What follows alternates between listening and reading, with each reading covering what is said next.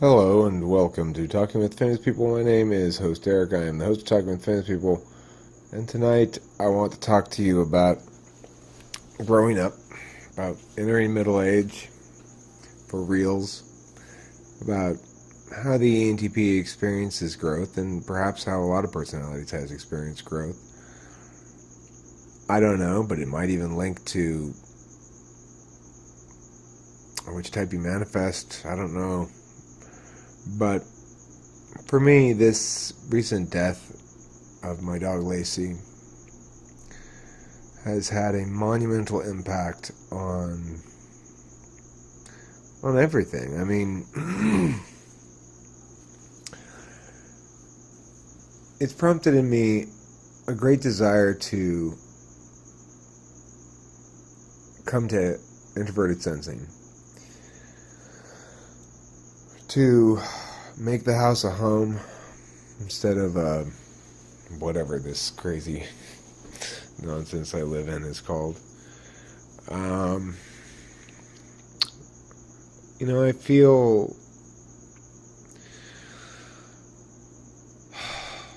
feel a lot of spiritual peace about this, actually, about Lacey's death.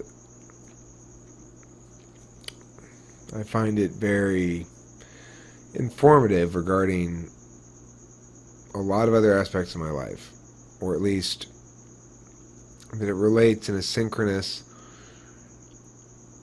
and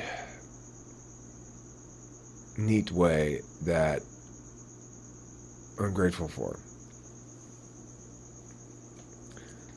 There are a few things lately that have tied in with this as well. When I heard Taylor say the other night to me about how he stopped taking medication for ADHD after college because he didn't like the way that it affected his relationships. And that hit close to home for me. It certainly was a factor in my divorce.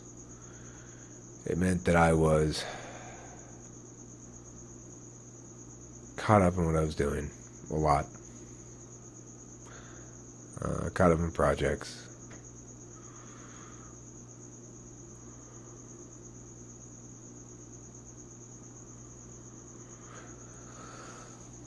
To have a commitment to introverted sensing seems to me to link to a certain amount of existential maturity, which is to say, to realize that things are fragile and precious, and that there's a certain amount of abundance of caution that one might choose to show.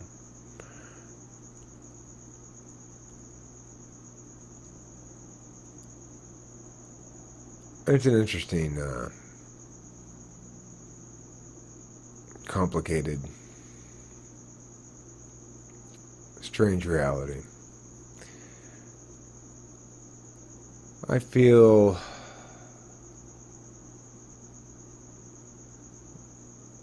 a need for this to make a demarcating line of some sort, of significance beyond simply a loss, that it collaborates with the other narrative storylines of my life in such a way that it has meaning beyond the scope of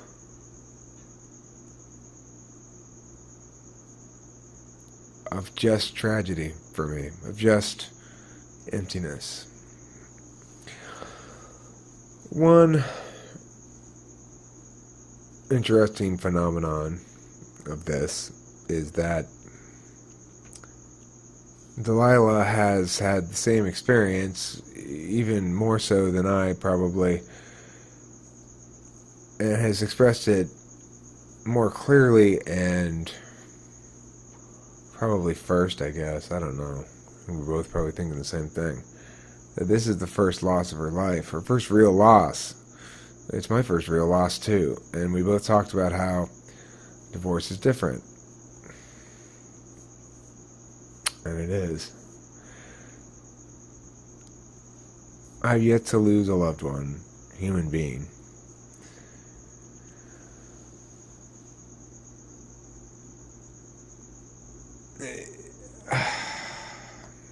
there's been deaths get pretty close, but none of them loved ones until the other day.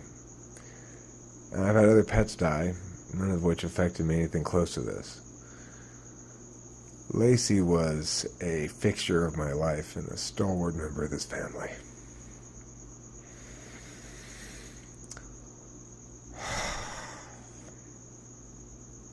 And her death leaves a massive void. But she was old. She was getting older. And she wasn't going to live forever. She left at a time when I was ready for her to go, in the sense that the right meanings could be made of it now, which might not have been capable to be made had it just happened sooner. If it had come right on the heels of the divorce, it would have been awful. I mean, it is still awful, but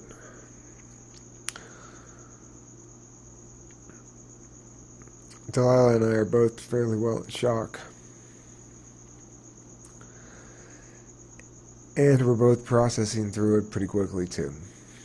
And the reason for that is because we understand such events through the lens of potentiality. What might her life have been? What did she miss out on? What did she not get to experience that she should have experienced? And there's not a whole lot. All the crazy stuff, we already did that shit together. We did that shit for 14 years, I don't know. She went everywhere with me when I could take her.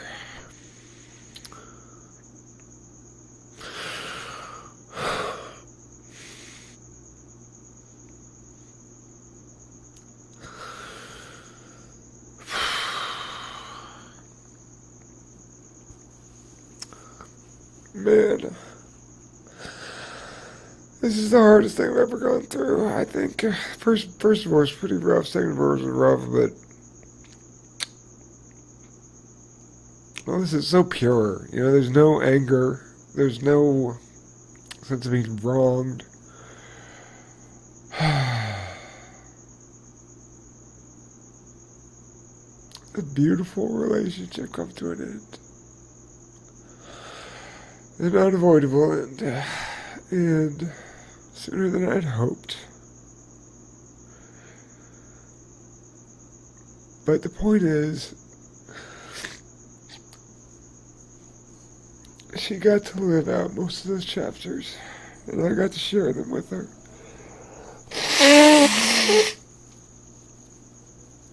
She had about as good a life as a dog could have. And she was free and so well loved.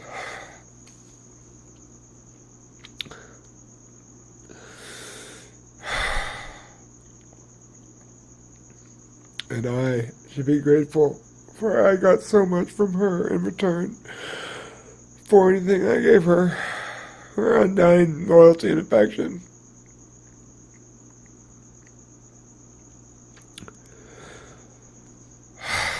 I didn't mean this video to turn into this.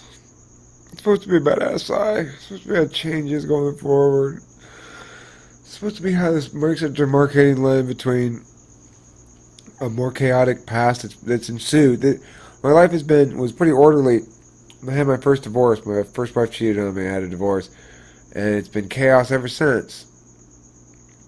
And I think now's the time to return to that Eric that took care of shit and handled his business and was just more normal.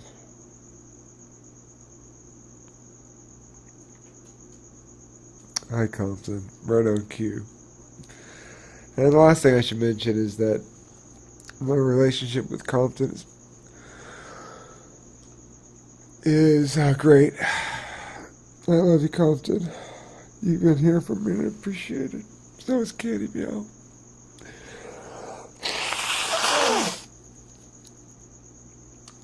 I was so sad the other day, yesterday. I was lying on the couch and crying.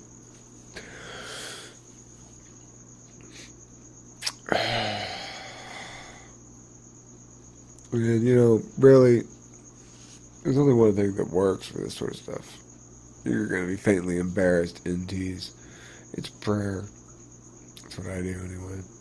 Think about whatever you will. I don't care. Anyway, I started praying. Right on cue. Kitty meow came from nowhere, jumped on my chest, and pushed her face against mine. Rubbed her face right in my lips like she always does when he kisses, you know. The animals have been great. And Delilah and I have had the chance to learn about loss together in a way that the only way we could. That's the thing. That's the best way to put it. The only way we could. The fairest way we could. We lost Lacey.